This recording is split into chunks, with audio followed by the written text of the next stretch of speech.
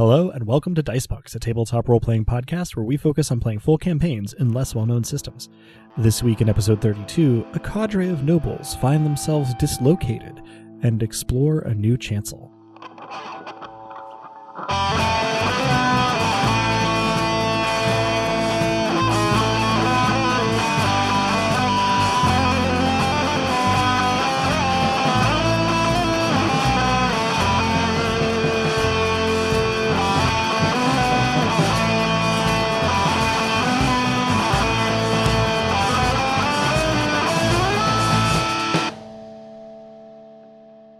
Hello and welcome.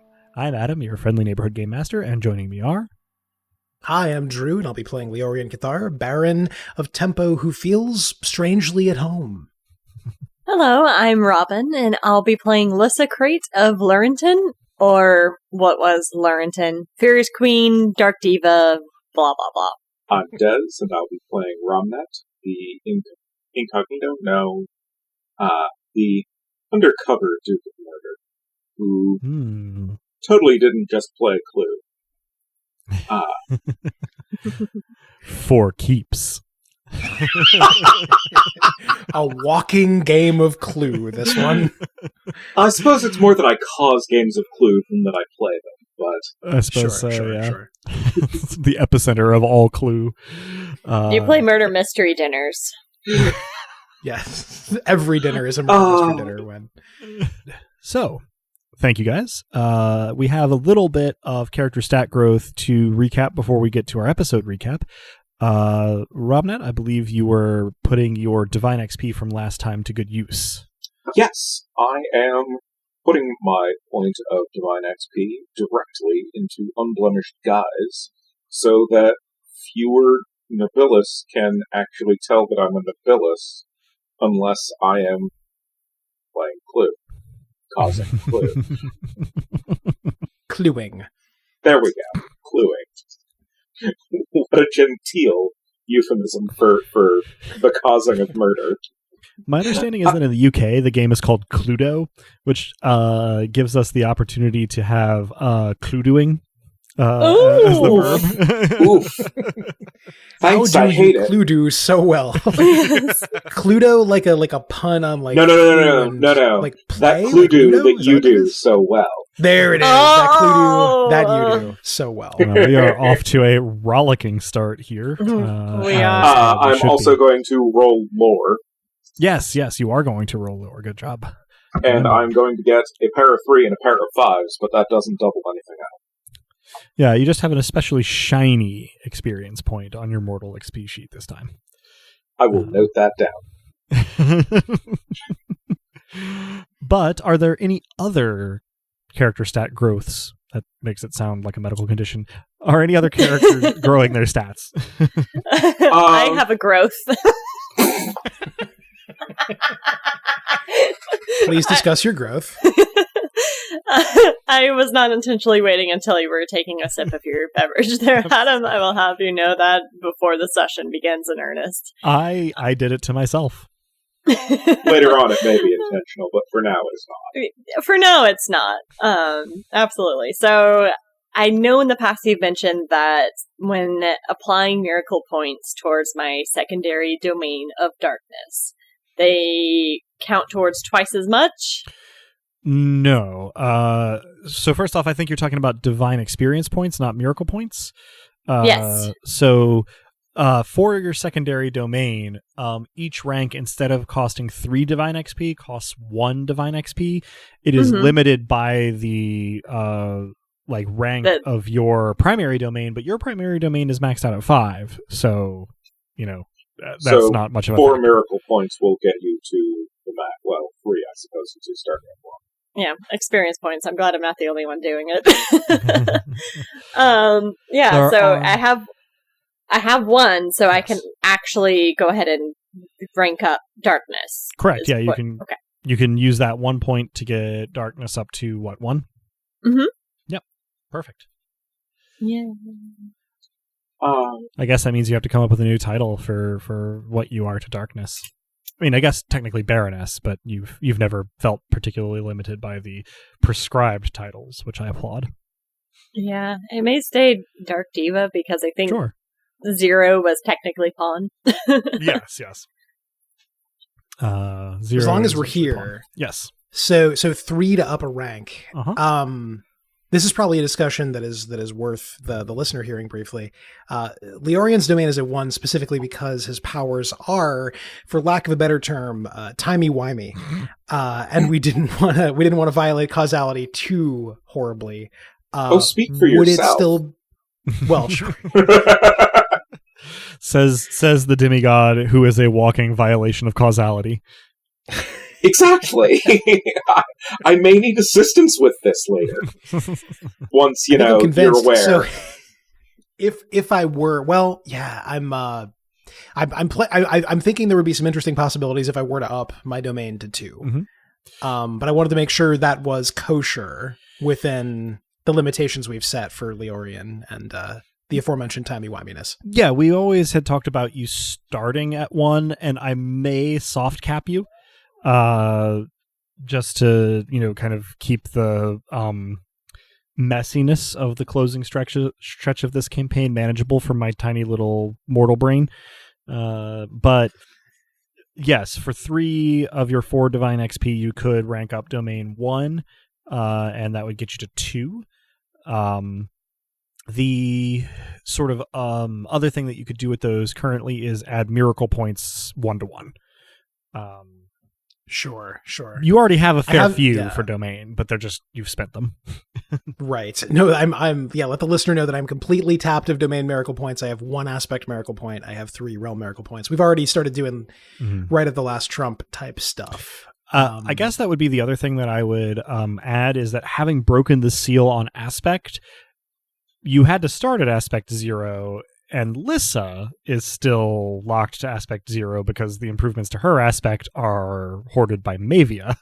But either of you could, as could Romnet, start spending XP to improve aspect beyond 0. Just for Lissa, that would only apply to Mavia's character sheet.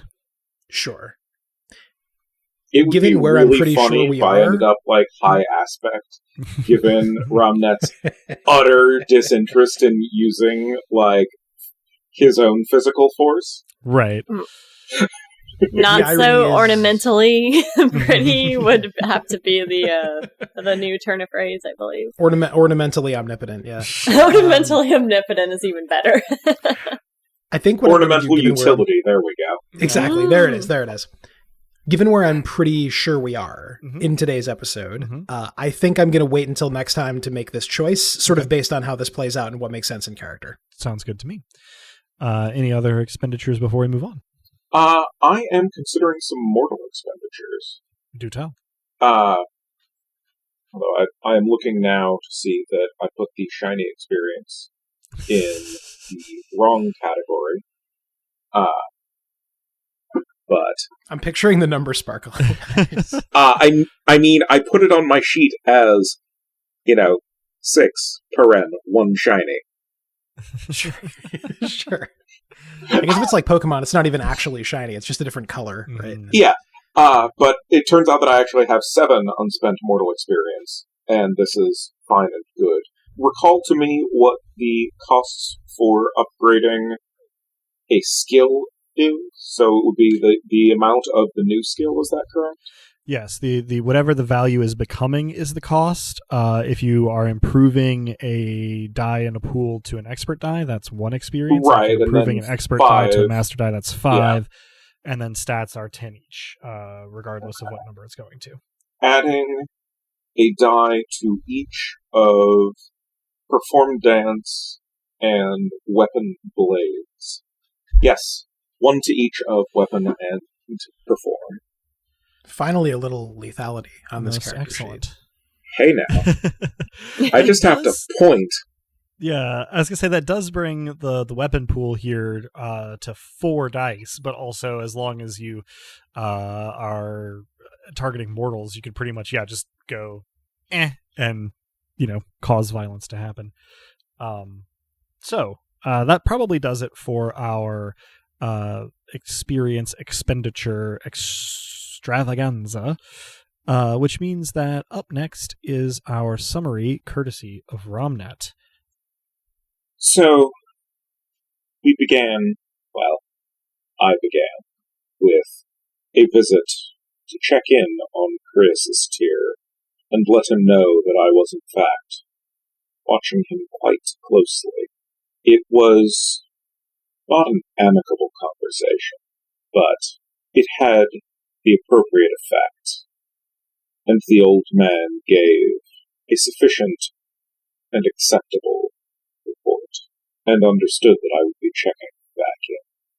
When we awoke in the morning, there was daylight, and there was sand, and there was a figure coming over the dunes. I sharpened my sight to see that it was, in fact, not only a person, but also a very large bat. I did not convey this to the others. It is perhaps unsporting, but they would have asked how I knew. And nobody likes questions. So we had breakfast with a merchant named Fewa and her adorable little fennec fox named Puff. He was quite friendly, or at least cautiously open to my petting him. Leorian took this as a personal insult that Puff liked me better than him. Alas. And at some point, Leorian and Lissa went off to apparently yell at the sand, which is made up of particulate teenagers. There was minimal progress made in convincing the sand to retreat or go away or revert to the dirt that it ought to be. And during that time, they met the figures that I had seen in the distance. A man named Thoralda and a bat named Tokyo, each nobilis in the service of heretofore unknown divinities, Marine of the Forge and Zalaban of the Deep Earth. They let on to my compatriots that they were looking for, or after, or about Fewa without directly saying so, or directly identifying her. Lissa took the opportunity to mentally or divinely prod Fewa that she perhaps ought to be going before that portion of the party returned to the inn for what remained of breakfast. So Lissa did. Not Lissa, Fewa. I was introduced to Thoralda and Tokyo and largely dismissed by the former as not sufficiently important or powerful to be relevant, which was entertaining. And I made some small talk with Tokyo before they concluded that their quarry had in fact been here and that they had therefore best set off. So they did, briskly, and in a hurry. We followed somewhat thereafter, and at that point there was a bit of a chase, and then the sand swallowed us all up. Well, all.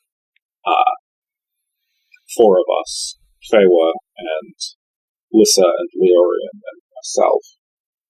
And we had a bit of conversation about Fewa's apparent divinity and the intractability of the desert problem, and the importance of defending the town if we actually cared enough about it to make sure that Fewa would possibly be able to teach them to live properly in a desert. So we were returned to the surface, and there marched down the dune 100-strong army of soulless stone spear carriers, whom Lissa sank into dunes, and then they just walked out of the dunes. And combat began in earnest, with Leorian demonstrating his skills with his lure, and I, on the other hand, was looking for the other interloping divinities. And one of them landed on me, having come through a warehouse. It was a bit of a shock. After that, I stayed a bit out of the way and tried to assist the townsfolk while keeping an eye on the combat between Tokyo and Thoralda on the one hand, and Fewa on the other hand, who was wielding some manner of needle. And I performed a miracle. As it happened, it turned out to be Puff rather than Fewa who enacted my miracle upon direction. And then there was not a bat. And then there was not any stone supporting the area. We fell approximately 100 feet. And there were casualties. Leorian, backing up, please substitute the word Laurentin for the town's name, not Leorian, which is, I think, what I said there. Leorian dedicated the dead to Dusk, as he had apparently been instructed. And then we found ourselves on a plateau, all desaturated in color with a very close sky. Excellent, thank you. The only thing I wish to point out is not something that had come up in the previous session or in our sort of green room discussion. Thoralda is mostly presenting as either non-binary or non-conforming, and I've been calling them they, though no conversation in character has taken place about their preferences. Not unreasonable assumptions that Des made there, but it reminded me that I should clarify it. So thank you. I think you are in the clear. I just had not made it particularly explicit. So Cool. That, I think, was an excellent detailed summary that gets us right to where we pick up here. So yeah, to set the scene just a little bit, everybody is in some way splayed or sprawled, except for Leorian. You're on this, sort of think of it as like a high prairie. You can see, if you cast your eyes about into the distance, mountains that seem unreachable, a sky that seems empty but close, a sea opposite the mountains that seem equally unreachable. And there's, if you happen to look in the correct direction, a hint of forest that you have no idea how you might ever get there. There are suggestions of shapes on the horizon that could be buildings or hillocks or maybe just rock formations. It's unclear. Or could they be nothing at all? It's possible that they could be nothing at all. There's a light breeze, and the sun is shining, though you can't see it. And the temperature is nothing. It's just you can barely feel it. Room temperature. There is, endemic to the place, a stillness and a silence. The only person to have landed on their feet is Leorian. And somehow, instinctively, Leorian, you know that you are in a place that is of dusk. In fact, as you think about it, you know the name of this place. Þockborr. I assume that's with a TH. Yes, with a thorn, in fact. Okay. Thank you, Robin, for validating my concern there.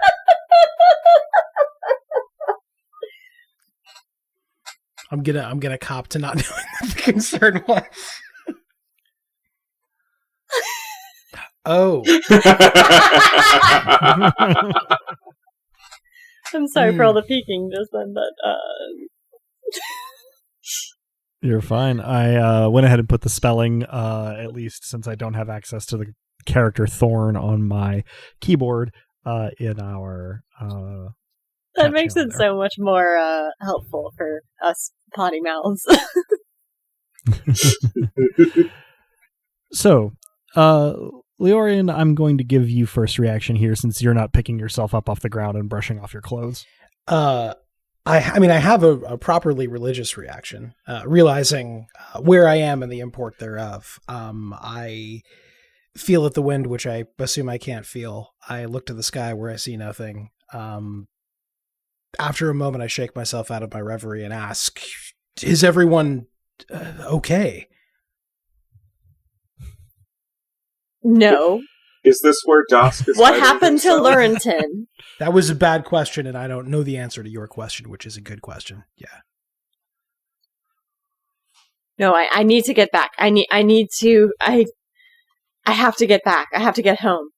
Sure. Yeah, of course. Yeah. I'm sure we can arrange that. I mean, this place, I don't know how I know this, but this is my god's place. I can refer to him by name, and you're on a first name basis. Yes, the answer to. You actually hear, following that, Dosk's voice. All of you do. Dosk says, yeah, sorry for the rough ride, but listen, to answer your question, Laurenton is here. Here it is. Boy, this is awkward. I should have... Hi. I'm Dosk. I suppose that my reflex to introduce myself as the Duke of Nothing is a little bit passé now. Actually, the God of Nothing. And looking around, those of you who are looking for the source of the voice, it actually coalesces into a locale as Dosk is speaking, and you don't see Dosk. You see sort of the outline of a person, either in silhouette or as a white void. It kind of goes back and forth, almost as though there are two competing images, a white void and a black void, sort of competing for the foreground. So there's a little bit of a flicker. Sometimes there's even what would appear to a modern eye to be like scan lines, where their part of it is sort of changing at a different rate. So this sort of flickery absence in either black or white or both. Once I'm it's waving at you. Standing, I will look at the voids, walk over and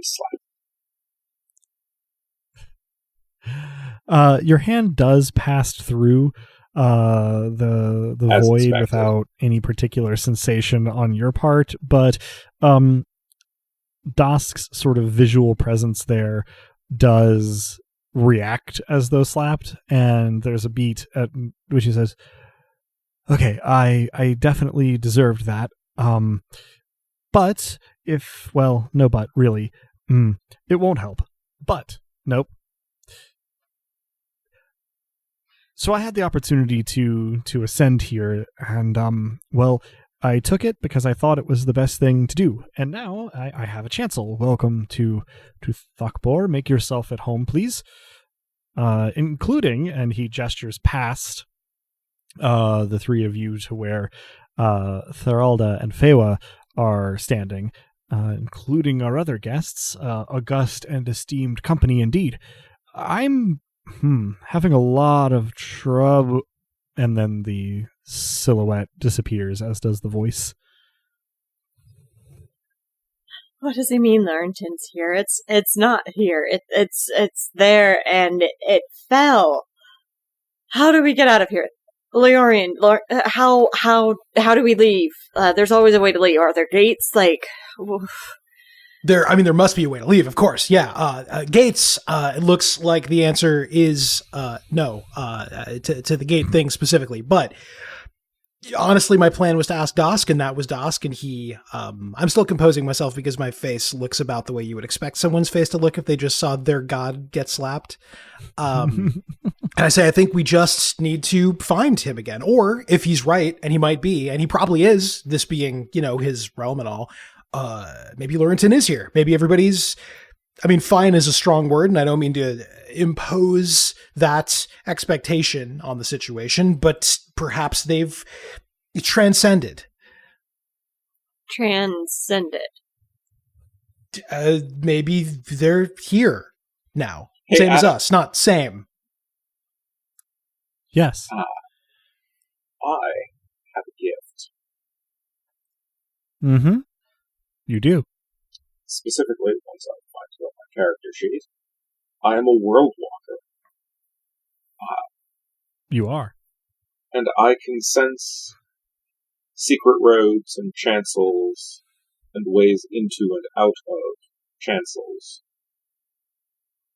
Mm-hmm.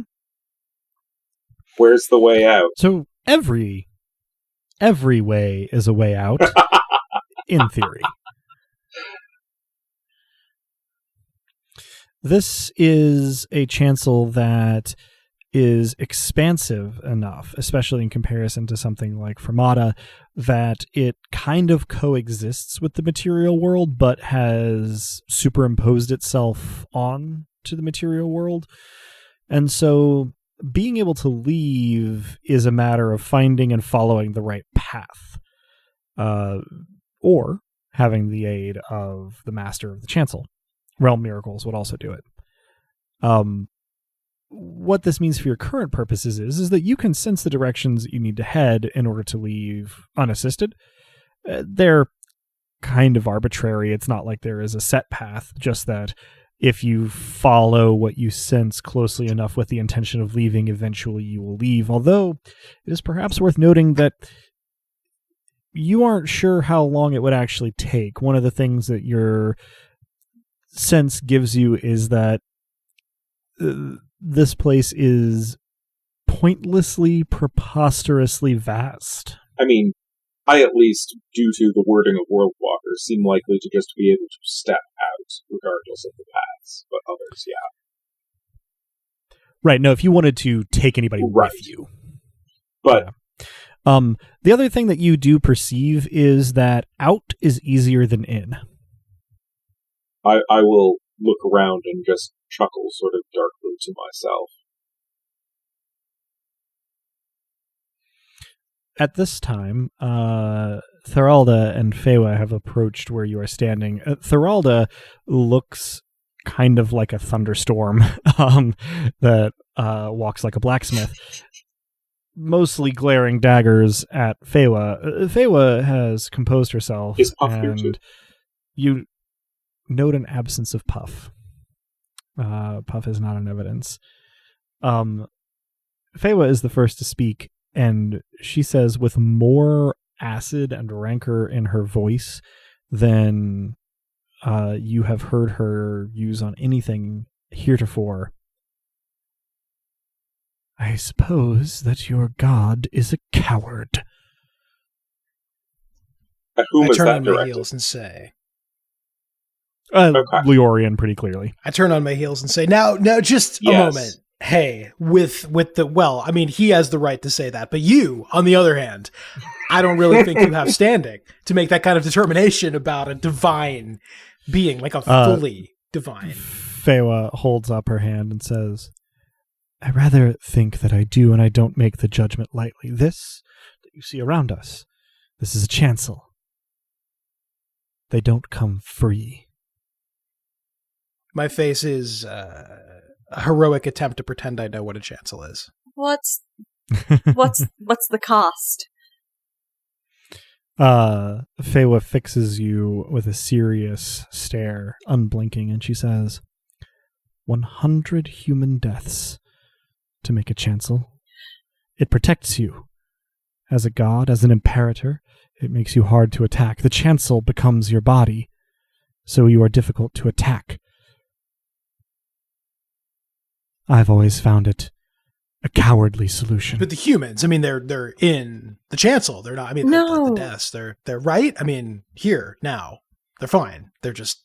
She gives a bitter chuckle and says, "In a manner of speaking, I suppose, but they're not alive." Oh, dusk, damn it! 100 eternal deaths. And that's true of every chancel that we've been to. 100 people died in Lurenton. Easily in the fall. What caused the fall? Thoralda speaks up and says, "What caused the fall was this vindictive..." They grit their teeth, say, "I'm glad I don't see the beast." Tohil fell. Tohil, Nobilis of the deep earth, fell. And the deep earth fell with him. All of the deep earth, not just in Lurenton? Oh, I'm sure the effect was somewhat localized. No telling how far, though. Was certainly enough to get this place off the ground. Charming. They spit. What is your quarrel with each other? And speak clearly and plainly, because you do not understand what it's cost.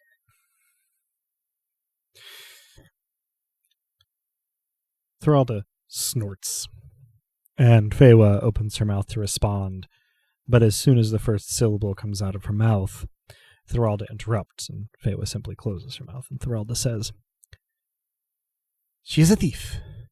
She stole from the deep earth and from the forge the blood of the earth itself as a trinket to be sold. The unworkable made to be worked. An offense to both. This needle of hers, it's deeply unnatural, and its existence both offends and harms my master and Tohil's. But if you ask her," and Fewa speaks up and says, "Commerce is the trade in goods, services, and monies between agreeing parties. I have stolen nothing." They glare at each other in icy silence. What was the nature of the agreement, and who were the parties?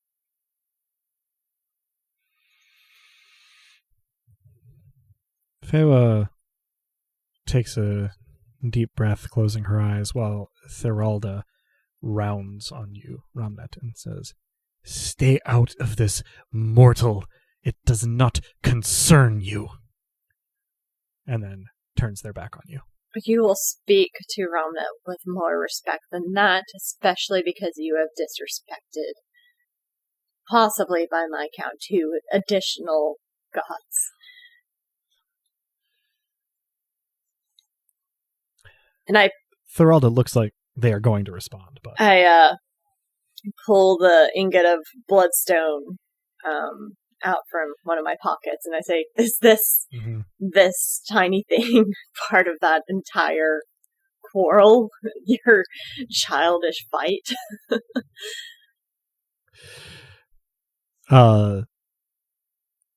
Rather than responding verbally as they were going to, Thoralda's face becomes a mask of rage as they lunge at the ingot in your hand, only to be stopped by Fewa's needle driving through their sternum.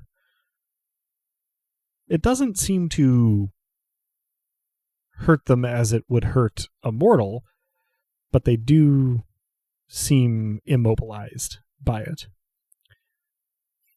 And Fewa, looking over her shoulder at you, Lissa, says, You have my sincere apologies for the way that things have gone, but, well, surely you can see that my desire to continue the quarrel was less than none. I can see that. What is the nature of the agreement, and who were the parties?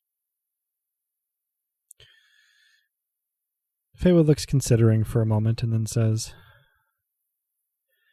there were some mortal miners in Narim who wished to dig some of this bloodstone out of the earth. They approached me and offered me some of the haul of bloodstone in return for tools that could extract it. I then went on to sell it, as is my wont, as a merchant.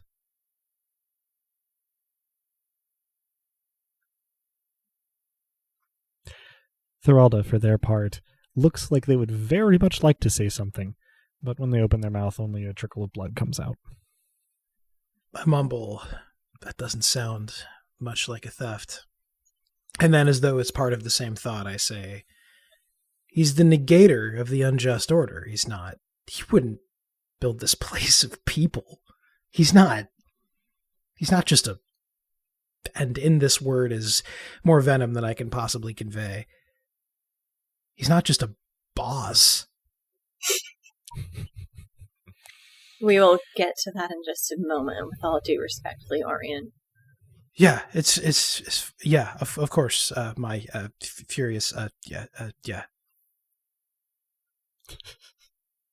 I suspect the root of the issue seems to be a lack of respect for mortals and their decision, which is ironic considering that those who work at the forge are mortal. I could melt this with miraculous energy. I could wield whatever I wish with miracles, but if the forge is to persist, it is on the bent backs and sweat and furrowed brows of those working the forge, those mortals that you so disdain. You can take this back. Just leave your quarry outside of my realm. Thoralda looks very much like they would like to take it back, but remain immobilized, slowly going first red and then sort of purple in the face with the effort of trying to speak. And Feywa, turning more fully toward Lissa and switching hands that she's holding the bloodstone needle that is currently through Thoralda's sternum in, says, you have my apologies. It was not my intention to bring this quarrel to you, but I did have business in Taraxis that brought me here separately. I would appreciate getting back there, but I suppose that while we are here, we may have business to attend to, and her eyes drift toward Leorian. I definitely don't notice. I am I am running through the calculations in my head over and over about what she said, about what they said must be a lie. But I can't convince myself that it was. So I'm probably a million miles away, even though I'm, of course, Fair here. enough. If you wish to keep your fury, Thoralda, you will keep it contained until we find a way out of here, and until you've taken your army and your quarry elsewhere, or fight elsewhere. Thoralda, with a ton of effort, nods incrementally, gritting their teeth. Feywa glances at Lissa, glances at Thoralda, glances back at Leorian, and then pulls the needle out, this arc of blood droplets, and it shrinks back to whatever its traveling state is. She has it clenched in her hand there. She puts it away. Thorelda falls to the sort of hard, grassy ground, gasping, and then pushes themselves up. And without making eye contact with anyone, says, I seem to be at something of a disadvantage. So I suppose that I shall abide by whatever strictures you choose to place on me. I will, however, note that you are very young, Mistress of Fury, for one of our kind. Mortals, you see, come and go. In fact, you may be interested to know, they have passed from this world several times, only to be recreated later by the gods. I understand your attachment to them, for I once shared it. But if you will take a bit of unsolicited advice, you would do well to leave such concerns behind, because things will only get worse for a time. They take a deep breath and push themselves to their feet, swaying only slightly, and you note that as they stand, they have the bloodstone ingot that Lyssa had tossed at them, clutched in one hand, white-knuckled. I appreciate your unsolicited advice and your concern, but I fail to see much meaning in this world in what we do, were it not for the souls of mortals. Did you not see it to be within the purview of the miners to mine bloodstone? Or was the offense in making it mineable, or was the offense in Feywa's accepting some of the bounty? Where did the fault lie in your eyes? This is probably the first time that Thorelda has properly looked at you, Ramnet. And they speak slowly. All were at fault. When a god creates a chancel, they sink their physical essence into the land. It was a tolerated rudeness to mine there at all. It was beyond blasphemy to excavate the bloodstone. So the bloodstone then is the substance of the divine? In so many words. I can understand how that would be an offense. And given your distaste for mortals, I can understand how you felt cheated out of being a proper party to any such negotiation.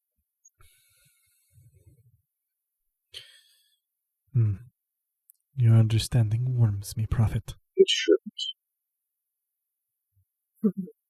It shouldn't, I echo. Thorelda gives you a crooked smile.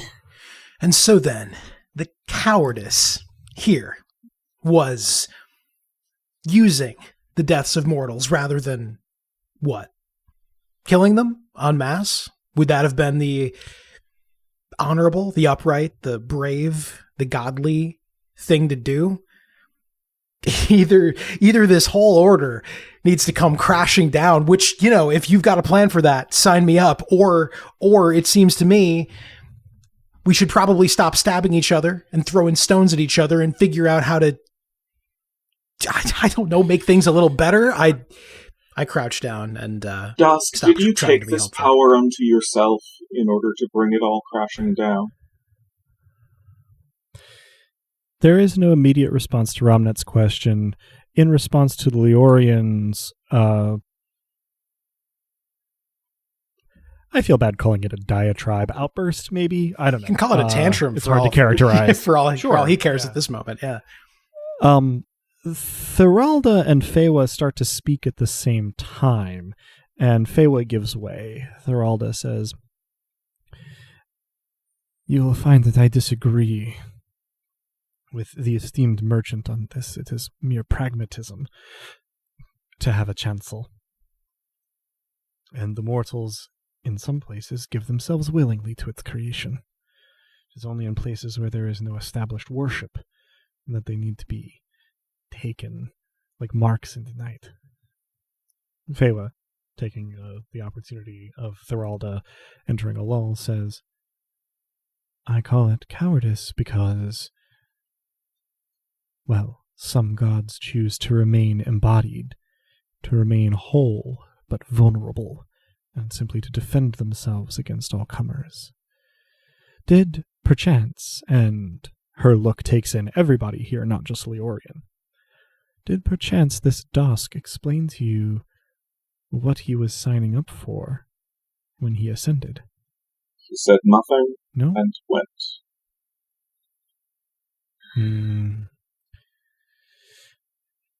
She looks as though she's going to say something and then instead shakes her head and begins differently and says, "All of the gods feel it. There is an absence, a pull at the top of the world. It will only accommodate one. And someone will fill it. And this is... The competition is to be the one who fills it." And this is why all the gods are fighting. There is, at the end of the day, no other real option. Unless you can conceive of a world in which every aspect of reality personified decided that they would be fine with their existences ending on, say, an election or drawing of lots, then all of those too meek to fight for their right to assume the position at the top are destroyed very early on. Those who fight, well, you've seen what happens. Chancels are one way to defend yourself in the war, though of course they do not come for free, thus with a significant glance at Leorian. And in the end, however alliances may be formed in the short term, there will be but one. And my research suggests that they will reign uncontested for ages beyond human reckoning. But not permanently. Though eventually this spot becomes open again, and creation throws up new candidates who will eventually come to conflict. Because it's happened before. That's my belief, though if you asked me for proof, I could not show it. If at the top of the world lies an absence, my elder in divinity, then it seems to me my god's a shoo-in. But no, I don't think he's in it to conquer. I don't think he would have, and this to Ramnet and Talissa as well, I don't think he would have left you to... Did you ever know him to be power hungry? No, I don't doubt him to have had his reasons. He just didn't tell me. If you took me, my most smoky sir, to be attempting to talk you out of your anger, I would never. I'm starting to work up some of my own, if I'm perfectly honest, but I don't think that any of us should be caught up in some ludicrous and self-annihilating war for absolute power over the cosmos based on what? Some fairy tale about how at the top of everything there's nothing, but not the kind of nothing you know what I mean. A greater nothing, a nothing beyond anything, a nothing that will negate any possibility of us working together. I don't believe it. I just don't believe it. It's as simple as that. I do not believe it. Who says it has to be Phil? Thoralda laughs a little bit and says, "This is what comes of a land without a faith. Goodness, listen to yourselves. The gods are not people. The gods are the primordial forces of the world." I know of one that was. A person, that is. Yes, but no longer.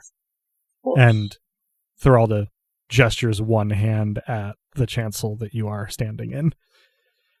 And Fewa says, "Yes, perhaps I undersold it, though the absence at the top pulls, and it is a constant fight to ignore it. If you are eternal and unsleeping, how do you ignore something that pulls on you constantly?" By eating Some it. do manage. That's not the laugh that Fewa makes. She instead sort of says, it's sort of like, a little bit of a formal laugh. And Thoralda is staring somewhat agog at Leorian at the suggestion. And Fewa, holding Leorian's gaze with sort of a measured caution, says, "Suppose then that someone were to take that spite with the intention of annihilating themselves once they achieved it. That might be one way of ending the struggle." Thoralda begins to cough, seemingly about to have said something when Fewa let that drop, and having it get sort of caught in their throat with whatever noise of response they were trying to make on the heels of that suggestion. This conversation might be easier to have if we could stop stabbing each other briefly. Fewa shrugs one shoulder. Are you suggesting, perhaps, Fewa, that the throne itself could be destroyed? It is my hope, anyway. And I like this theory. I suppose. But who's to say that creation would not just, as you said, throw up entities again? Well, if there's no throne to occupy, then why would there need to be contenders for it? Fewa nods and says, "It is true, I do not have a guarantee in this suggestion. It's possible that the throne would simply remain empty and the cycle would begin anew. It's also possible that the self-annihilation of the occupant of the throne, as you call it, would destroy creation entire. I view either as being preferable to not trying the method, but I wouldn't blame anyone else for having a different reaction to the idea." So I come back again to a question you ignored earlier. Well, not ignored, but politely deflected. What is your relationship to Baptiste? I apologize for the inconvenience. She looks a little troubled and says, "Well, if I could but locate Puff and make my way back to the desert, I would be she. As it stands, I am a part of her. Not in the sense that Nobilis are a part of their gods, but that Nintis split herself somewhat, and I am the greater part of that fracturing. But there are others spread about. Understand," and she glances sidelong at Thoralda, "that I do not give this information lightly, but I treat you in candor because I wish for your assistance, and I believe that you could be reasoned with to provide it." Thank you. What is it you wish assistance with? Sorry to interrupt, Melissa. I want to second the thanks, and also affirm that we can be reasoned with, even if my temper is threatening to overtake me. I too compose myself and say, I too appreciate the candor and hope you'll forgive one who was, in divine terms, born yesterday. Being young is not a sin, but it can, of course, cause problems of its own. Being close-minded, however, and she looks at Thoralda, well, perhaps the less said, the better. Thoralda has taken to looking somewhat sullen and withdrawn. It's unclear what they are. Thoralda, though, does seem to be turning inward some, paying less attention to what's going on among you all and doing some thinking of their own.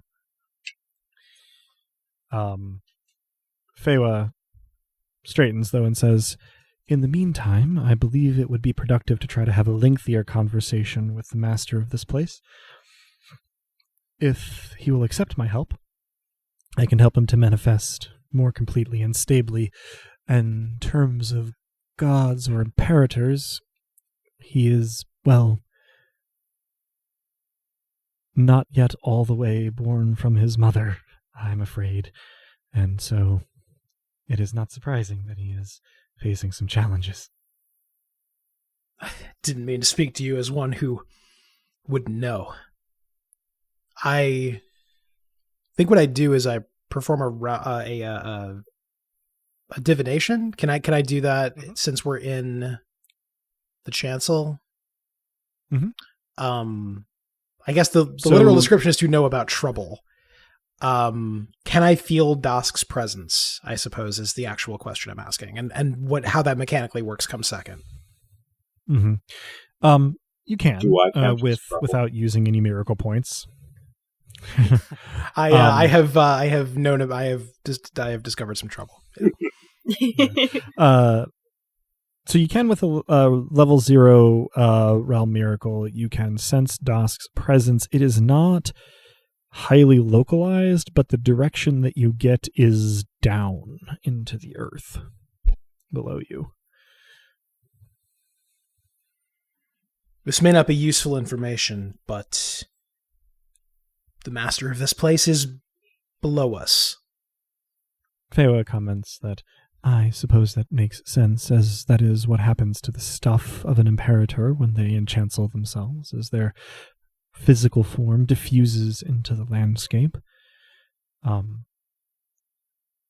She seems like she is about to go on, but Leorian, you get something of a premonition that something is about to take place.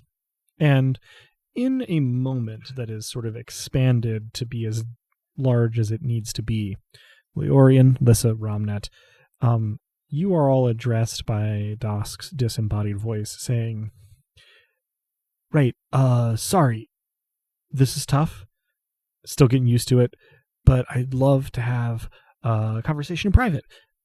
So, if you just kind of give me some permission and I can, affect you miraculously, I can bring you down to where we can have like a more face-to-face conversation. Fine.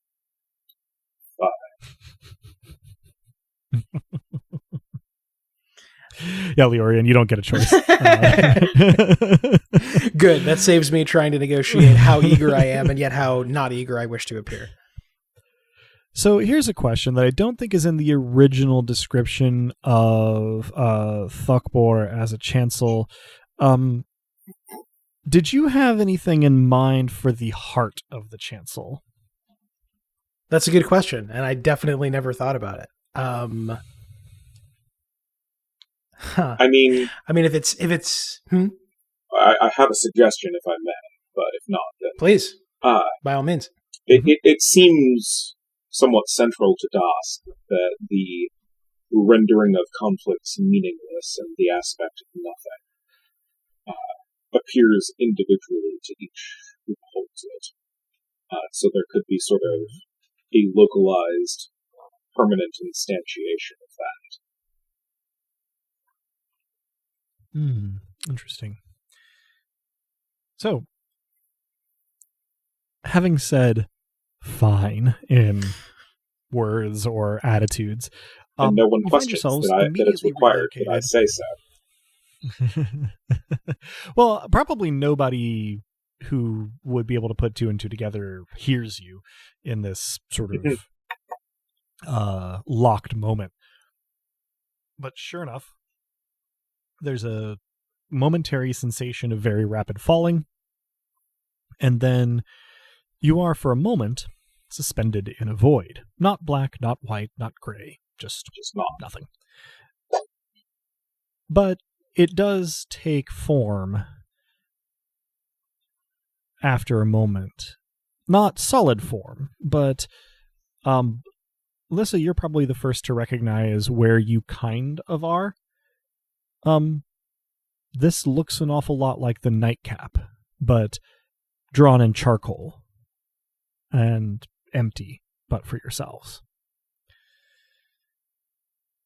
There's a muted quality to all of the senses here, and a weird way in which everything feels both vast and smothering. But behind the bar is a gesture-drawn figure of a person of about Dosk's frame. And the figure is tending the bar. Sort of at a lowered frame rate. Not that the concept would have a lot of meaning. And of course, Leorian, you have no idea where this is other than a drawing of a bar that you appear to be in somehow. But the figure behind the bar that you can just tell intuitively is Dosk. Says, "Hi, right. So first off, sorry. Had to make kind of a split-second decision, and I really thought that I could do more good here than I had been. But, it wasn't how I think any of us would have wanted it to happen had we had the choice." Did they suffer? Were they already dead? Oh, well, the majority were the ones that Leorian, and the figure gestures, just dedicated at Lurenton. And so I didn't do anything to cause their deaths, but well, when I started on the project as a way to try and be able to do more without getting taken out by more established gods, I tried to Did you let folks Leorian know what he was doing? Well, I just asked him to dedicate any. Did you give any clarity to me as to why you were asking? You dealt with the big they them as much as I did. I would expect less obliqueness from you. Well, that's fair. But bandwidth was limited, and I wasn't sure it would work. So I tried to be efficient. That was my home, Dosk. It might have not felt like one, but it was my home. And I couldn't have done anything to save it. All I could do is nothing. Make use of it. And if they hadn't been dedicated, which I did, as you asked, pretty good job, I think, given the terms.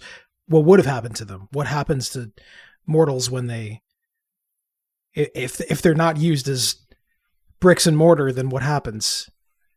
What fate did we take away from these people? Dosk is silent for a moment and shakes his head and says, "If anyone ever gets to know that, I think it's after they take the big chair." Can I do a zero to sense whether there are 100 eternal deaths here as well?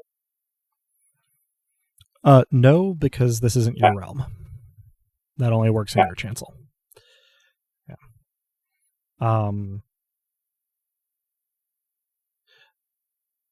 Dosk is silent for a moment and then continues and says, "Look, I don't expect at all for anybody to be happy with any of these turns of events, but you know, you left us. You left us, and then you had your new Nobilis take souls from my hometown. I think not being happy with the outcome of this is an understatement unbefitting of you." All right, that's probably fair. My goal is to try to put an end to this. By taking the chair. I'm flying. Well, at the very least, from trying to keep anybody from getting there until I know how to put a stop to it. You know, the spot is there.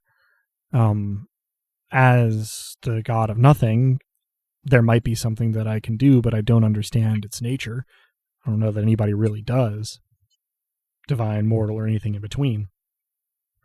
What I do know is that I can't do anything if I get knocked out of the running right away and cannibalized. So I was trying to avoid that. You said you had choices.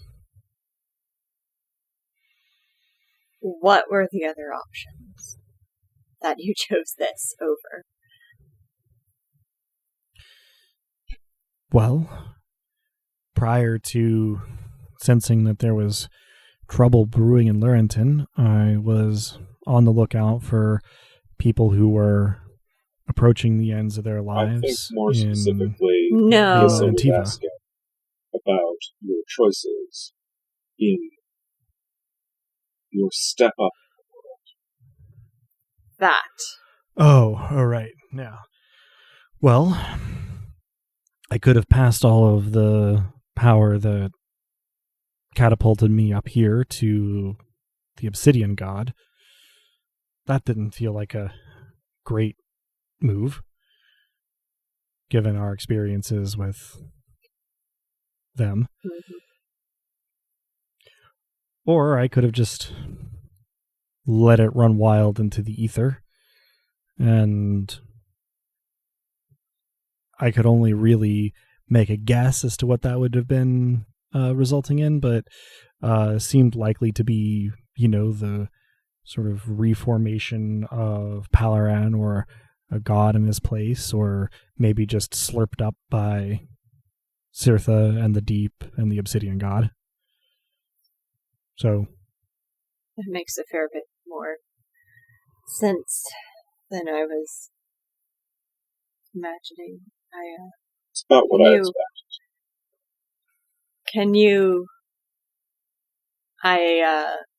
I'm assuming I can still perform, like, domain miracles without any... Okay. Yeah. I just have 0 domain. Can you... Oh. Can you... They're not domain realm. Sorry. Wrong. From this, and I do a ghost miracle of darkness and surround myself in shadow briefly to show that I have a new toy. Mm-hmm. Dosk sort of sets his hands on the bar and sighs a little bit and says, I think so. I'm trying to figure out how it could be done. The central issue is that removing the shards from Nobilis is fatal, which I don't want. But I think of myself as proof that they can be repurposed. So I have a hypothesis that I might be able to for lack of a better word, poach existing Nobilis, and in doing so, take their domains into my own portfolio. Are there actually drinks behind that bar? Well, kinda. There's an absence of And them. appropriately enough, Dosk grabs a bottle of absinthe and pours 4 glasses and says, I make no guarantees, but, cheers. And takes a drink. I hold my glass up and whatever is in the cup goes down as 1 gulp. Yeah. You taste it. You feel it. You're not sure it's there. I push mine away and tell Dosk that I would forgive him for a hug. Dosk's posture is positively childlike in its phases of sort of excitement and then sort of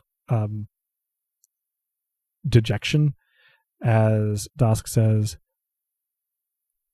I would love to try, and moves around the bar, slowly regarding you as though he expects you to change your mind. And sure enough, when he approaches and opens his arms, he waits to see if you reciprocate the hug. He circles you in his arms, and you can see that that's happening, but there's no tactile sensation.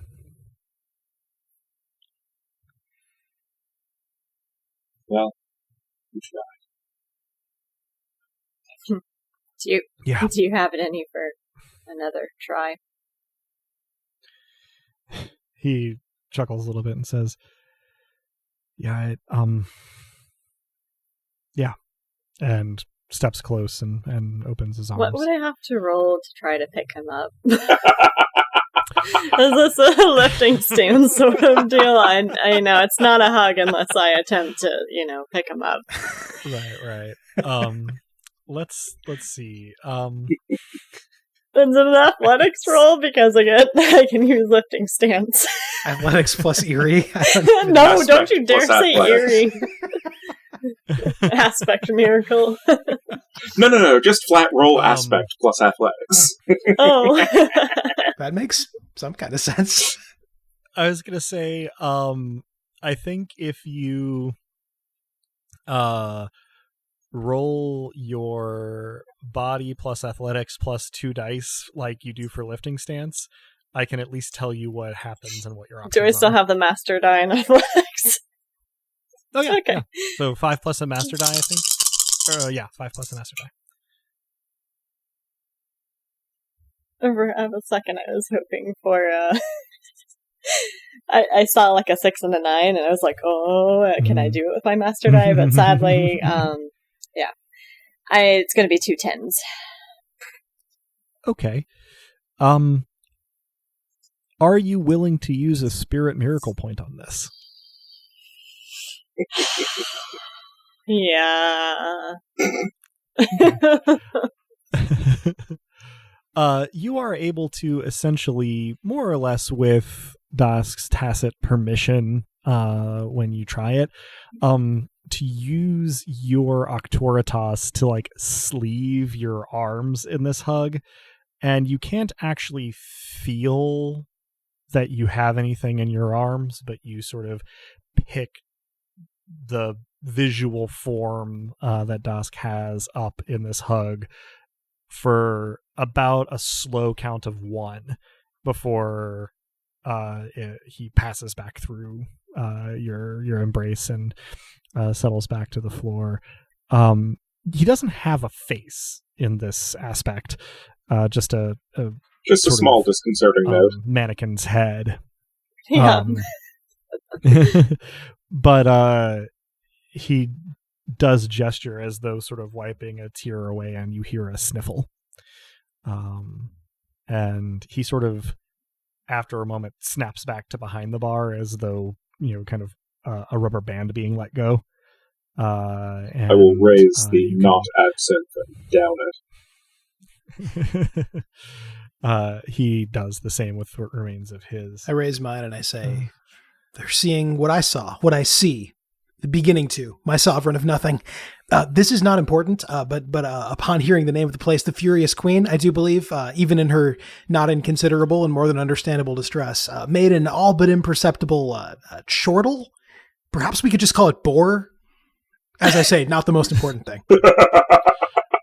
There is a long moment of silence, and a sound emanates from Dosk that could be laughter or could be an attempt to stifle sobbing. At which point he goes, yeah, boar for short. Thank you. I down the glass in immense satisfaction. For your service. I know it's been kind of a whirlwind, and I am glad that we can talk like this now in this place. It's kind of a relief having to keep such a low profile and exert so much of my ability to communicate before. Well, I'm not going to say I understand why Mott does what they do, but it is intelligible, if not a good decision from this side of the thing. Dosk takes a deep breath and says, so the bat, the one Tohiel? Is that the bat's name? Okay. Tohiel. It's not dead. Like its heart isn't beating, but it's sort of deep in the plateau, and the shard is still there. So given enough time, it'll come back. What I hope to be able to do is to have it, when it comes back, be one of mine. If I can negotiate or ensorcel or whatever, with the shard or the soul or both, it could be a good test run for recruiting other Nobilis, especially as this one is, maybe a little more amenable to negotiation in its current state. Oh, what will become of Tohiel? Well, I hope nothing too terrible. It's uncharted territory as far as I know, but I was hoping that if I could get your help, it would be more easy to make sure that Tohiel kind of comes through fine. I guess I haven't been able to communicate yet, really, beyond just kind of observing the soul shard. I don't know, I guess, how Tohiel would feel about the prospect, and I wouldn't want to force anyone into my service, but it does feel like a really good opportunity to maybe see what can be done. And I think that in addition to maybe whatever kind of power or nuance or ability you all might have for this kind of thing, just having people who aren't me and aren't my Nobilis helping, then that would be maybe a little more persuasive. I suspect that my presence there would be a detriment. Oh. Why? In the spirit of candor, perhaps. As you possibly noticed, Dosk, I too have gone up in the world. What have you done? I took a knife at the well. So you get a quick flash of this. Oh God, I You were there. am the Duke of Murder. I was there. Yeah. Oh no, Romnut. No. Dosk is sort of, turning his head between the two of you as you talk, and he goes, wow, yeah, I thought there was something, congratulations, and I'm sorry? My other options were less kind. Oh. What were they? Jeez. I know what I know what was. I know what Mavia chose, but I don't. Remind me what the other one was. Why did you choose? Remind me what the other one was other than Madness, Adam.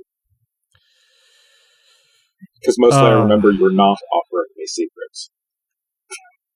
Right. There was one that was kind of happy, though. Yeah, no, I want to say that the other one was Revelry. Yeah. That you're remembering that as less kind is a whole thing. It is. Well, when offered by Mott. Sure. What kind of party are you being invited to? It's a fair point. Revelry and Madness were the other I bypassed Revelry. Well, to be fair, it was Mavia making that choice.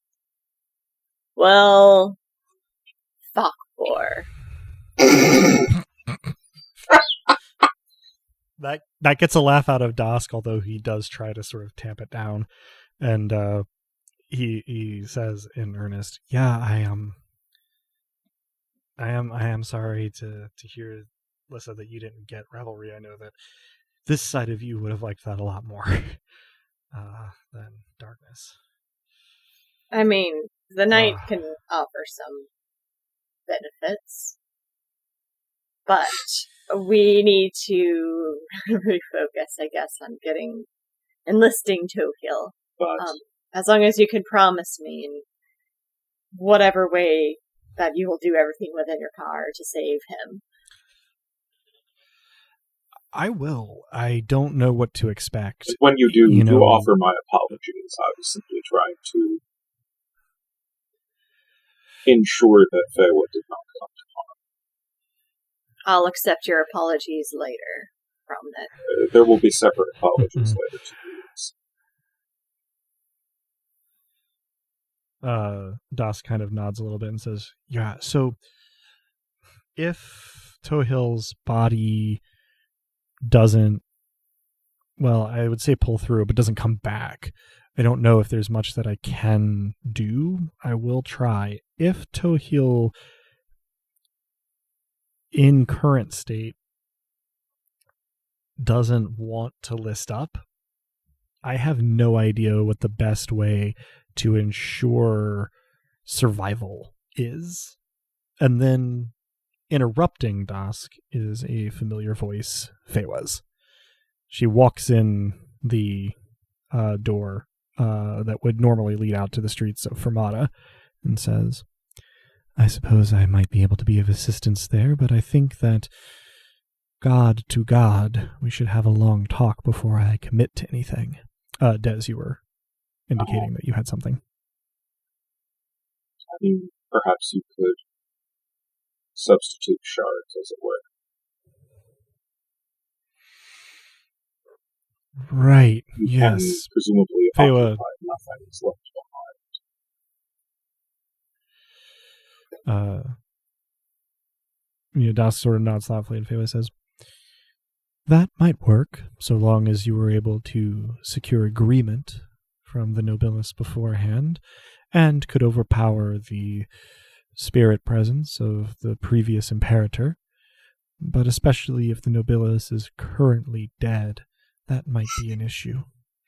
It's hard to communicate under those circumstances. But, unlike a mortal, the soul of that Nobilis will have some connection to the shard, and so can, in theory at least, return. While Dosk processes that a little bit, Fewa sort of faces more decisively towards our three-player characters and says, My apologies for my role in everything that has befallen the three of you of late. I hope that this show of good faith toward an opponent who was attempting to take my life does, if not engender forgiveness, then toleration on your part. From where I stand, well, there's nothing to forgive. I understand the situation a bit better now. And as much as I'm still grieving, I know that you played no part in it. She inclines her head and says, "You are most gracious, Furious Queen." Yeah, From the moment that Fewa has said God to God, since we're in a bar and all, I have squared myself between Fewa and Dask as though a bar fight might break out. Only now do I begin to relax and nod assent to what Lissa has said. Mm-hmm. It does not seem that their aggression came as a result of any actual aggression on your part. Fewa nods and says, "Certainly from a mortal perspective that is the case. The main thing to remember, though, is that gods are their natures," and she shoots a significant glance at the figure of Dask behind the bar. Says, "Whatever personality is there is layered on top of that. And so, sin, for lack of a better word, is any transgression against the nature of the god in question. The god naming it a sin. So, in the case of my transgression, I can earnestly say that I did not expect that to be a catalyst for violence specifically, but it is worth knowing that I expect violence from other gods at pretty much all times, for all reasons, provided I encounter the wrong god at the wrong time. But I can act only according to my own nature, as can they. And part of my nature is commerce. And so, she sort of spreads her hands, says, so it happened." Speaking of violence specifically, if I can make as well as unmake tempo, then does it follow that you, my good and smoky lord, can unmake a murder?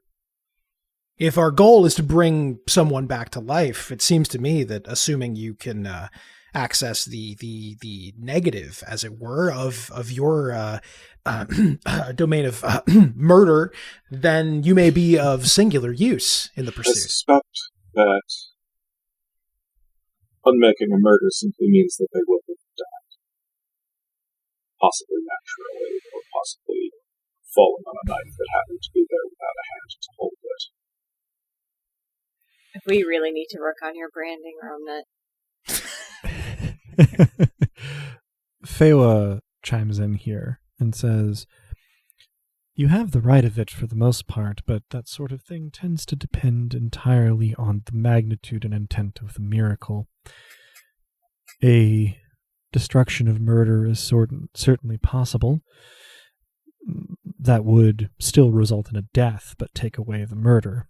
However, with sufficient power and intent behind the act, you could undo a murder entirely, although it may, in addition to tapping your power, exhaust you on an emotional or spiritual level, since you are I'm not a god. Taking away from your estate."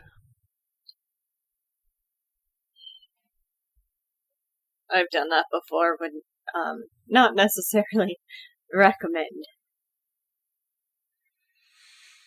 Fewa nods and says, "I do look forward to the conversation that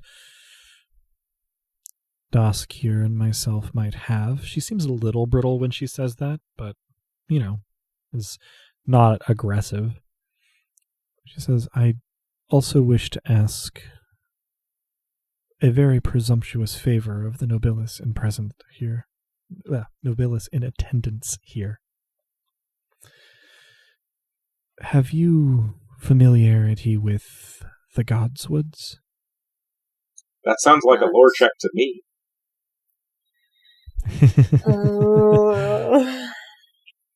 Has come up a little bit in campaign, but knowing anything beyond there are some Godswoods, yes, is going to be a lore check, which for Romnet is 2 plus a master die.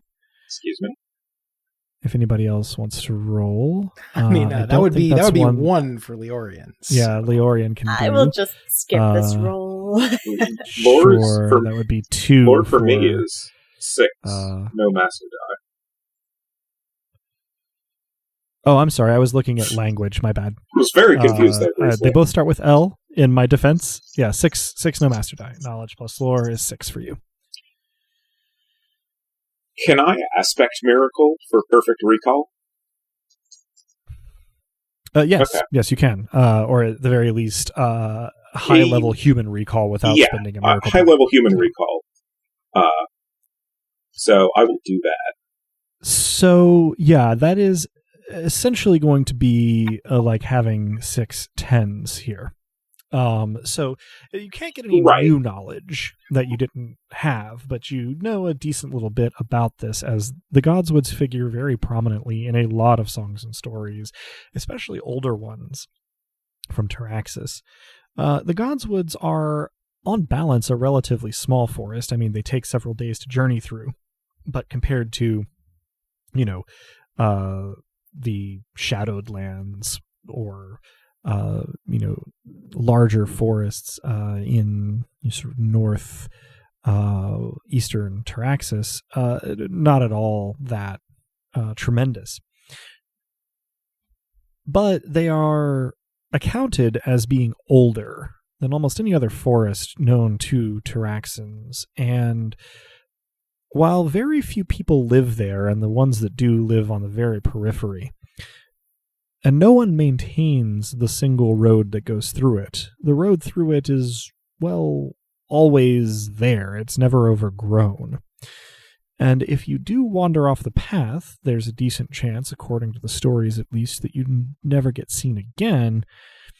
But there's also a decent chance that you find something that looks awfully like a person made it. These can take a lot of different forms, but the most common are small to mid-sized carvings, sometimes of people, sometimes of animals, sometimes of plants, sometimes of abstract designs, sometimes of things that don't seem as abstract but are unrecognizable to Taraxan eyes. And most of these carvings tend to have some kind of unusual property. It could be something as simple as is always kind of warm, regardless of the temperature and environment around it. But they could be more complex as well. Some of the most sought-after ones have more or less usable functions. If you can figure out the gesture or the word that activates it, it will always do a thing supernaturally. These could range from profoundly useful, like a small gout of flame, to more like party tricks. A sunbeam indoors for a time. The Godswoods is in the small old forest with the one untended road. Fewa says, the very same, or so I'm told. I haven't been there myself, being mostly, a desert traveler.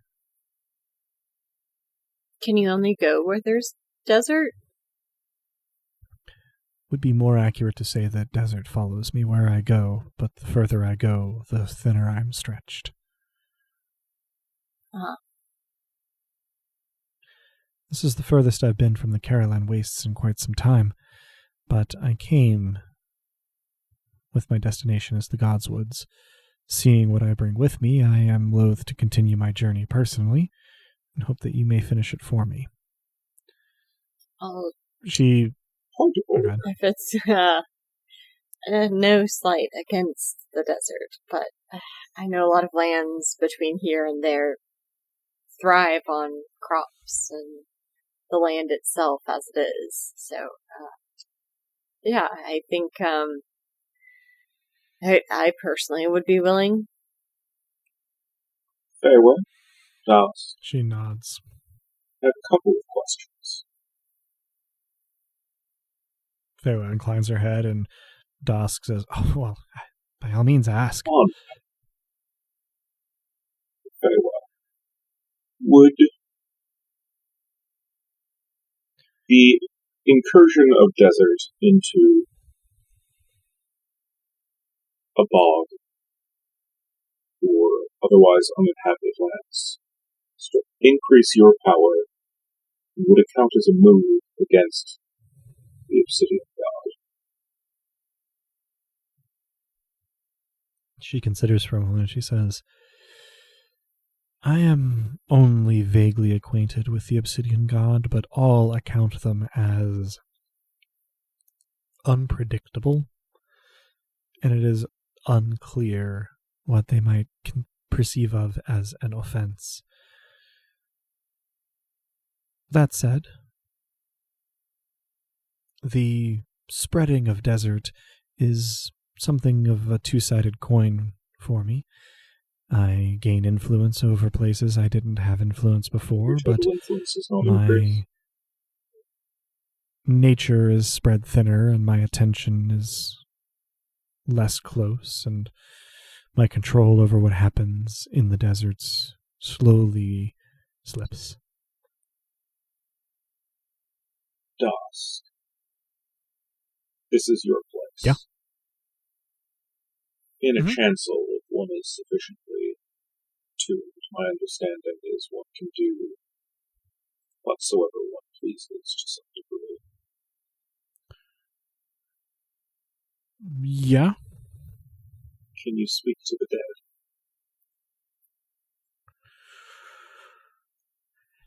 Dusk poses thoughtfully, since there is no face to express thoughtfulness, and says, He becomes the thinker emoji. More or less, "I suppose it hadn't really occurred to me to try, and I think that it would depend on what state of dead we were talking about. Is there anyone in particular you have a were bat going to ask about?" downstairs. Right. Well, I suppose that if it doesn't violate my nature, the bat's nature, or the nature of the place, then it's at least a possibility. And I'd be a fool not to try.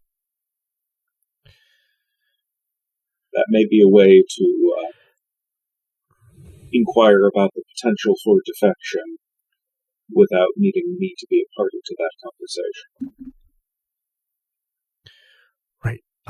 If we do need you, though, are you willing to manipulate the murder? Oh, absolutely. I don't really want to all right. I just want to make sure. Kill people, particularly myself. Murders will happen, and I suppose that, someone has to be in charge of that. This is what I've been saying. Yeah. I mean, if there have to be demigods, better to be one, right? No. Yeah, you could have gone with revelry, though. Yes, but imagine what sort of That is a parties point. Mott would want to throw. I mean, imagine what sort of fury Mott wants, but hey, I make furious joy.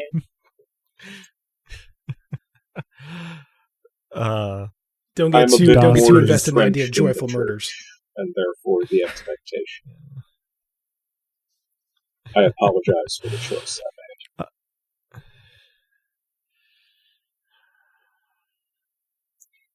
made. There's not anything that naturally kind of positive comes out of murder. You just need to come up with some sort of nickname, like Duchess of Delight had a good ring to it. I mean, It could be the Duke of Dastardly Deeds. Revolutions do fun. tend to start upon some mountain. Fewa intones fairly soberly, "We in this room, if I understand our intentions correctly and everyone has been honest with me, are in fact embarking on something quite a lot more serious, by most reckonings, than simple murder.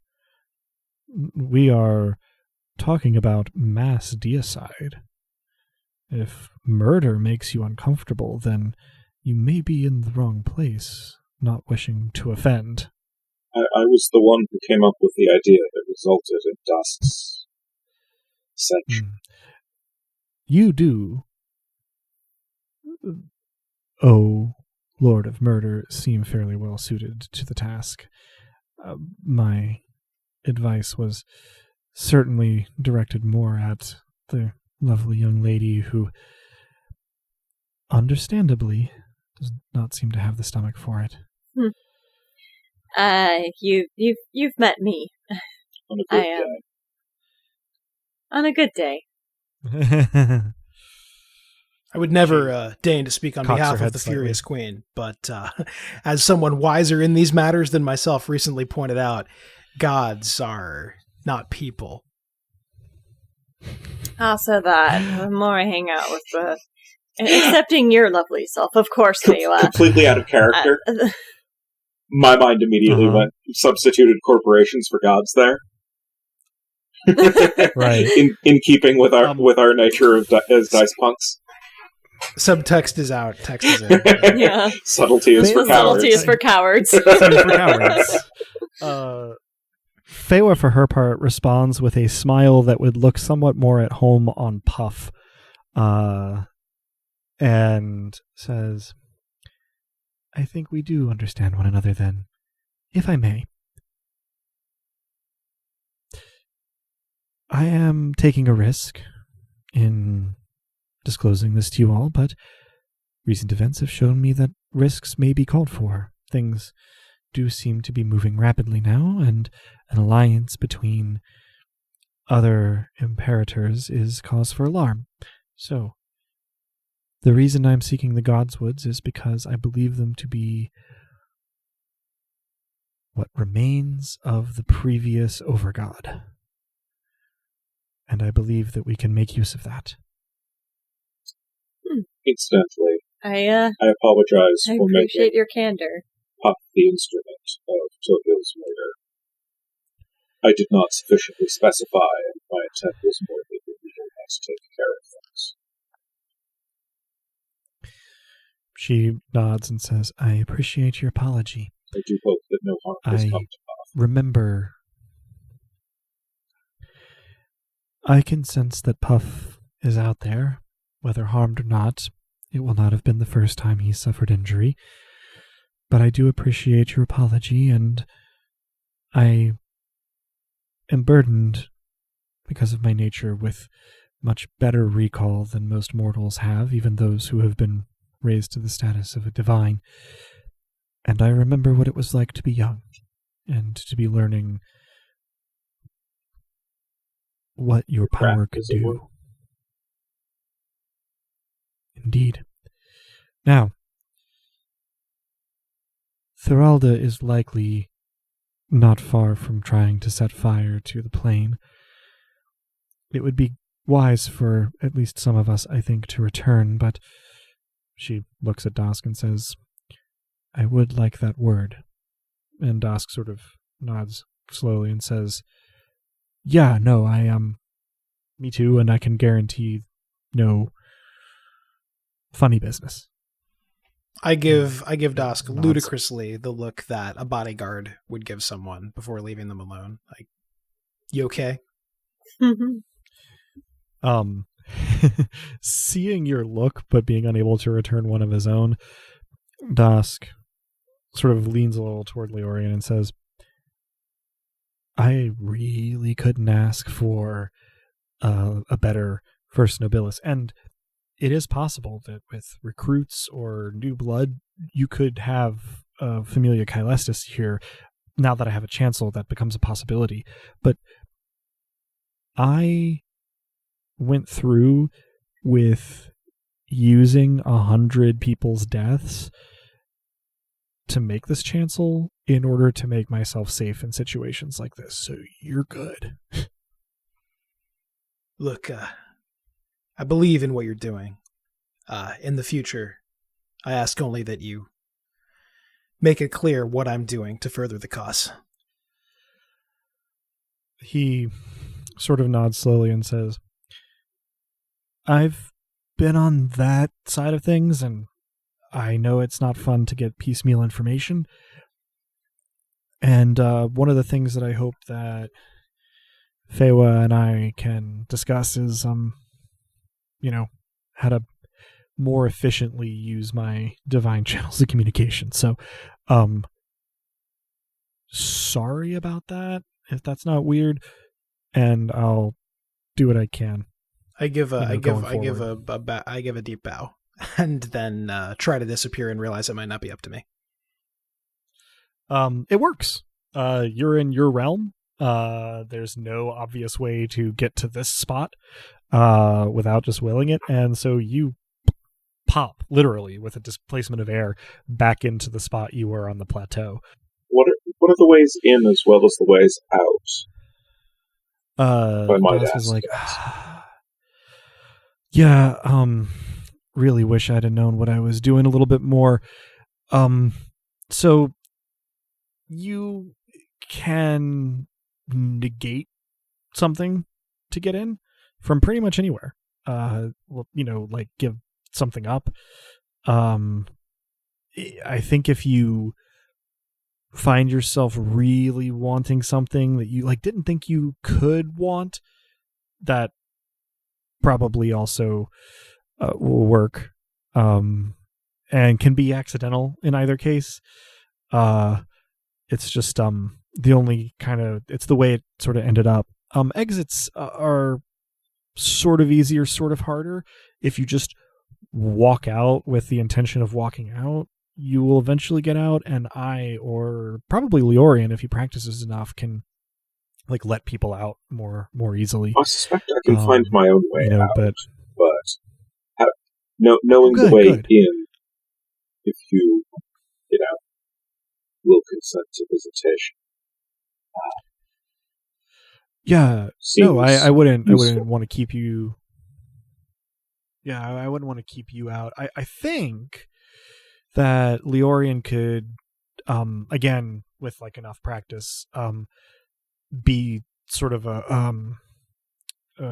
could be a ferryman, so to speak, to get people in and out in sort of small batches. But otherwise, once you have entrance, right? Once you're able to get in, I think you can probably do it again without having to give something else up again or want something new. But it's all kind of new to me. Like I said, I didn't actually design it this way. It's just sort of the shape it's snapped to. Sorry, it's kind of difficult. Yeah, it's got to be real hard being a god and all.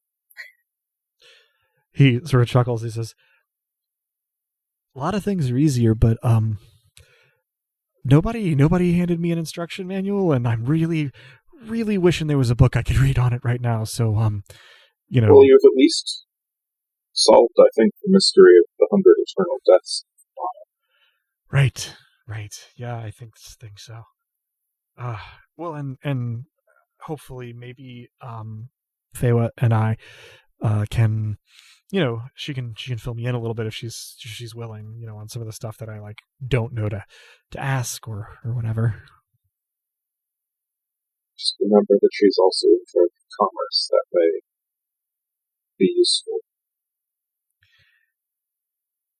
Dosk doesn't have a face in this aspect, but you can feel him grinning and say, "That is one place where I'm pretty comfortable with the rules, but thanks for the warning." Oh, don't worry. And also, I'm keeping track of your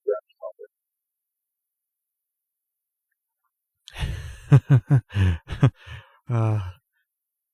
Best thing for him, really. Someone needs to. Thanks. And yeah, for real.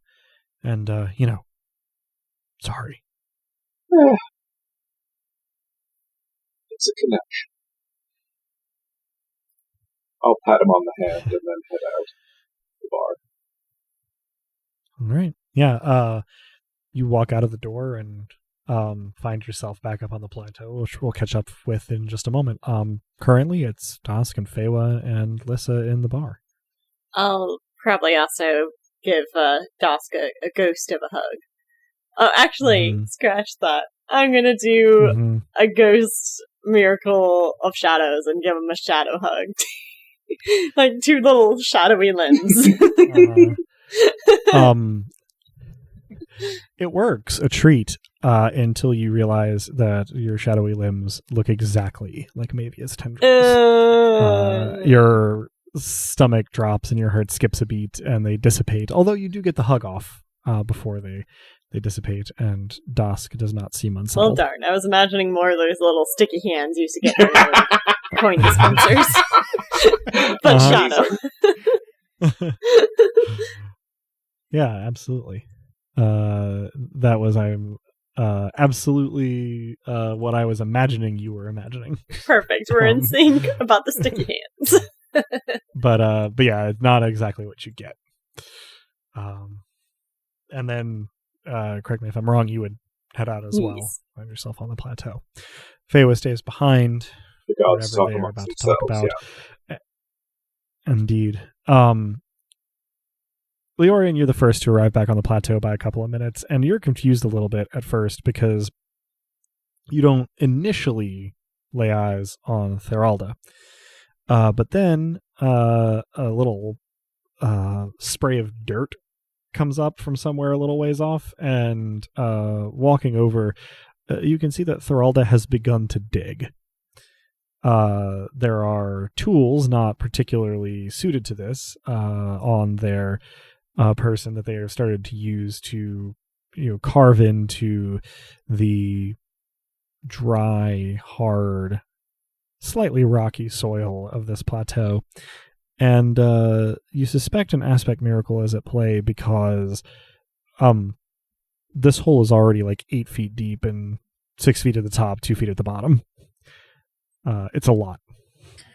I draw out my lute and I begin accompanying the digging in a mocking fashion. Each stroke of the dig is a pluck or a strum. It's got a jaunty rhythm that is studiously undignified. Roll your command perform music. 6 plus an expert die. Sounds so set good. that expert die and then roll 6 dice. I will set that expert die at 6 in the hopes of adding to the counter. We did not add to the counter, but we did end up with 2 6s. Okay.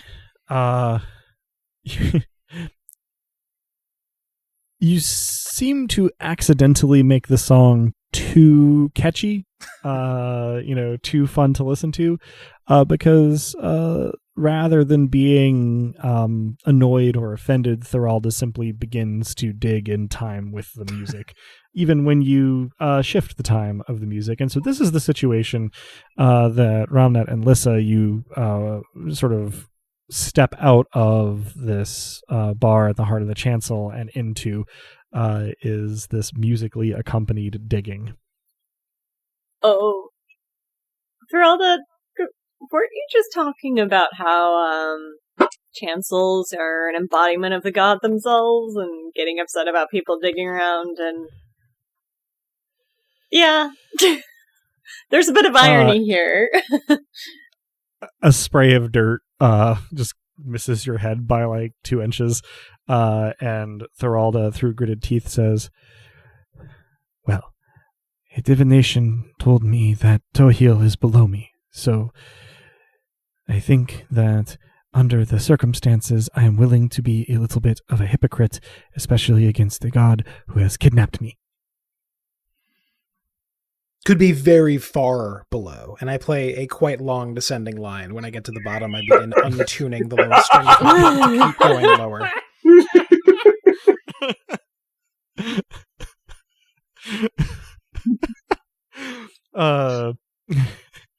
Thoralda says, "Well, I expected that it would be so, and thus got an early start. I am, after all, like you, a demigod, and nothing says I will ever have to stop or slow down until I achieve my goal. So." And indeed, they have not stopped digging this whole time while they've been talking. I make the ground beneath them furiously hard. Roll Command Inspire to get the effect that you want. 1 plus a master die. Of course, normally I assess a difficulty here, but this is already hard ground, Hey, Adam. so pretty easy task. Gonna be pair force. All right. Grammatically speaking, Uh-huh. what does it entail to murder a shovel?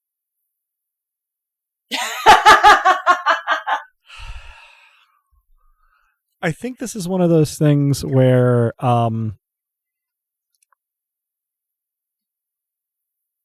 you might have a little bit of trouble getting it to stick because of the anthrocentric definition of murder and the requirement that murder have means, motive, and opportunity. Somebody would have to sort of be, in order for you to affect this, because I think you could. In order for you to affect this, I think you would have to have somebody who both wanted to and was willing to break the shovel. Or it's not actually a shovel being used. It's some smithing tool you're not familiar with. But there'd have to be somebody who wished it harm and was willing to act on it in a way that would be efficacious to break a shovel. Okay. I have a loot that can cause injury to physical bodies. It acts like a sling, basically. In either case, the rate of the digging slows down tremendously as a result of Lys's miracle. And Thank you for not asking me to describe how I'm making the ground hard. The fact that the phrase "furiously hard" has never shown up in all of it. Remarkable. Kind of unbelievable. Yeah. It's taken a lot of self-control.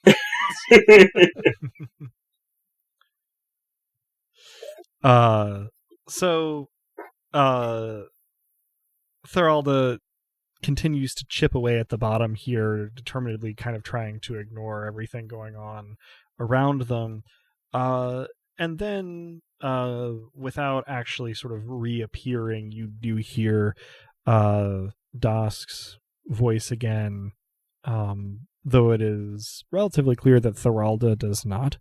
And Dosk's voice says, right, so conversation with Fewa, things going on elsewhere have been kind of like they've been here with, like, you know, aggression from neighboring gods and stuff. So time is way more of the essence than I was hoping it was, as it turns out. If I could send you guys on your way to the God's Woods sooner rather than later, pause. What exactly is Thoralda doing up there? Digging for Tokyo. I will try to think this in response rather than speak it aloud. It works. And Dosk goes, right. Can I send them with you too? Sure. They seem very eager to get out of here. Especially if you I say that out loud. Convert Tokyo to your cause. I will continue to think. Mm-hmm. Dusk goes, all right, well, I think that if you are able to focus enough and pray, I should be able to hear you, or at least get the gist of the message. Faye was going to try and kind of teach me the ins and outs of it. Did you hear me earlier? And like the couple of times, I guess. I turned furiously red. You blush furiously. There's a brief silence, and Dusk goes, I mean, like, kinda. I was nice, honestly. Anyway, if you could, you know, try to get to the God's Woods and scope it out and see what you can find and maybe secure the place. Can you sense other Nobilis up there? As the GM, what do you mean by up there? Just outside of the chancel. I don't know how. Norrington fell 100 feet, and my brain were just below. Right. At the bottom of a hole. Yeah.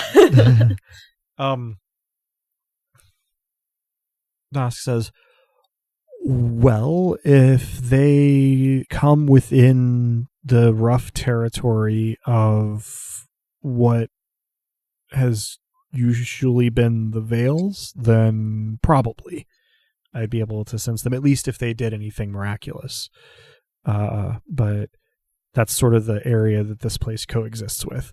Otherwise, it would depend on me, like, kind of knowing where to focus my attention in order to catch it. I will think. That's harder. So could you not tell that I'd gone up in the world until I mentioned it?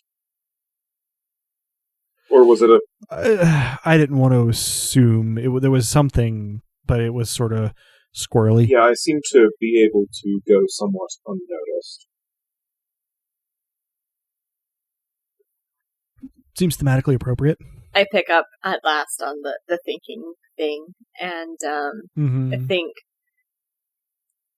I don't know what happened to a patient or NB after Theron. Oh. Yeah,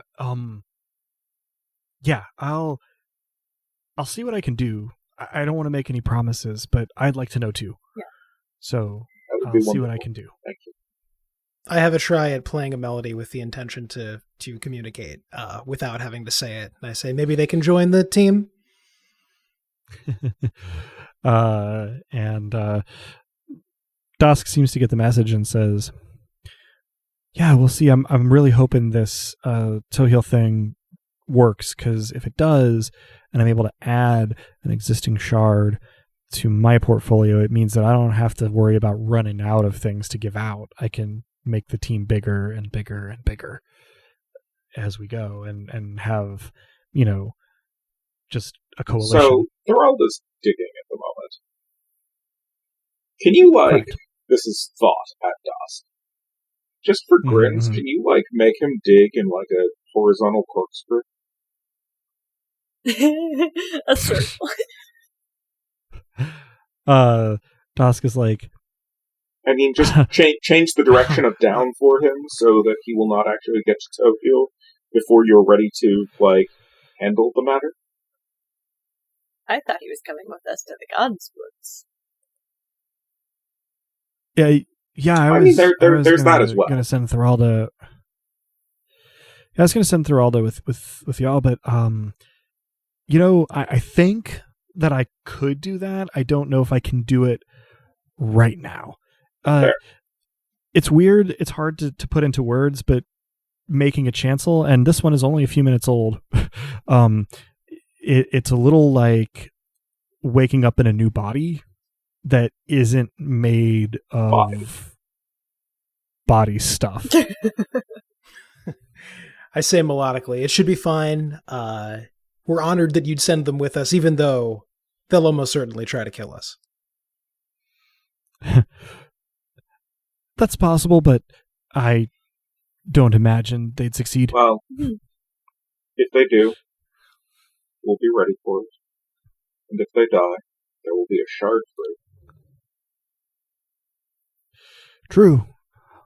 We'll see what comes, and thank you. I know I haven't made it easy, and I hope that it works out. Nothing about this is easy, Dusk, but your choices were constrained at every turn, but you've explained, and we go forward. And you've made the best choices with the cards that you were dealt. That's the most any of us can hope for. Thanks. That means a lot, and good luck. See y'all soon. And with that, you feel the chancel sort of wisp away from you.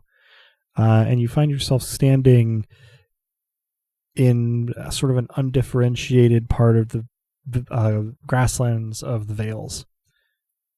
And you hear the wind, you feel the breeze, you see the sky, all the things that were missing in Bor. And the last thing you hear before we end our session is Thoralda going, "Son of a bitch." And that's where we'll end our session. Beautiful. Perfect. Everybody could take 1 mortal XP for that session. And that'll conclude this session of Dice Punks. Thanks for joining us. I hope our players and listeners enjoyed it as much as I did, and that you'll all join us again next time. If you're hearing us now, then you probably know where to listen to this, but we can be found almost any place one can listen to podcasts, as well as on the wider web at dicepunks.com and on Twitter as @dicepunks. With that, I think we're ready to say farewell.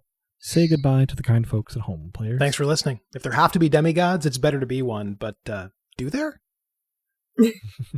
Thanks for listening, everyone. Hopefully it was not furiously hard to listen to the whole time. Or maybe it was. No judgment. Thanks for listening, folks. And murders don't always have to be about vengeance. And as the poet once said, do you want to know that it doesn't hurt me? Do you want to hear about the deal I'm making? And if I only could, I'd make a deal with God, and I'd get him to swap our places.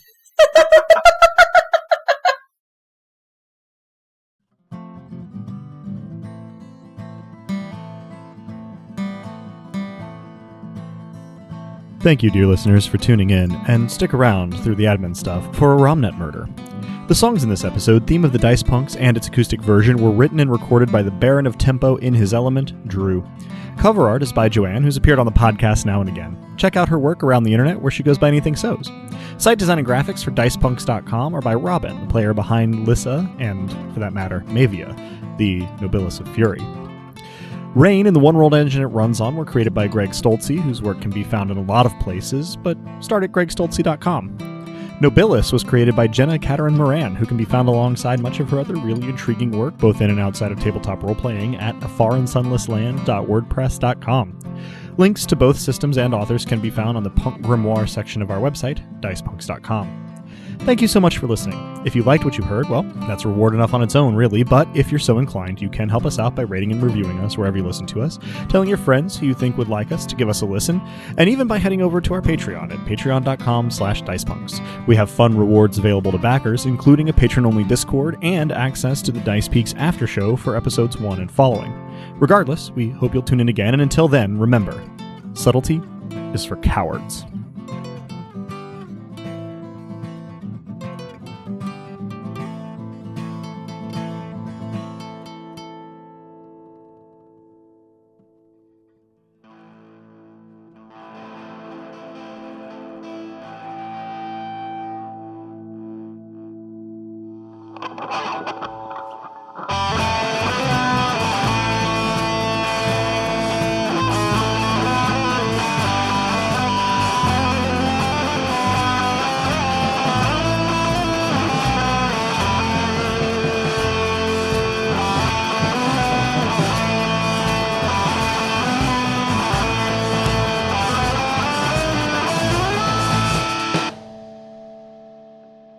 There is a room in... No. The location is irrelevant. It's in a city, or a town. It happened, but the timing is also not relevant. There is a room. 2 windows, 1 door, all locked from the inside. No other exits. Not even ventilation. There is a room with a body in it, lying in a pool of blood. Nothing else. Not even furniture. Certainly not a weapon, or a murderer. I destroyed the evidence. The knife vanished. The motive evaporated. The killer ceased to be. But I could not undo the death. I am only in charge of murder.